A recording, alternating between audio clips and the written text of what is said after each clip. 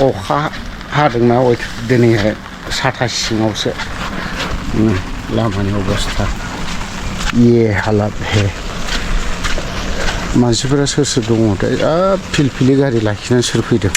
प्रत्येक बोसोर बे लामाया गाज्रि जायो प्रत्येक बोसोर दै फिसा फिसाब्लाबो थायो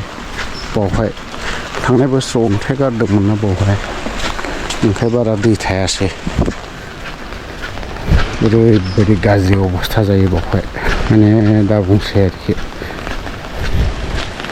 दैबाना फिसा जायो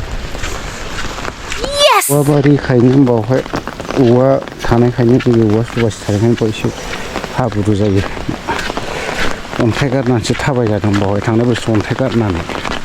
नङाब्ला मालाबाबो थाबाय जायामोन बावहाय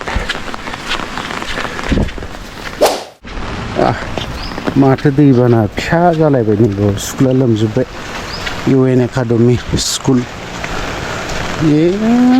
बावहाय बे थारमाने बे खन्द'आव गाहाय नालाय प्रत्येक बोसोरै बावहाय दै जायो आरोखि प्रत्येक बोसोर माने अखा हाब्लानो जायो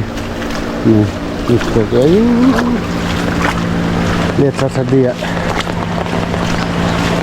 मा होनगोनसो बे अखानि दै गाहाय नालाय बे खन्द'आव सापागुरि गोजौ अभार ब्रिज बानायदों नालाय गोलाव ओरै बङाइगाव हाबहैबाय बे अभार ब्रिजखौ थब बारथ'नाय जासिगोन ओरैहाय जाबाय वान वे एसे प्रब्लेम गोग्लैयो आरोखि नै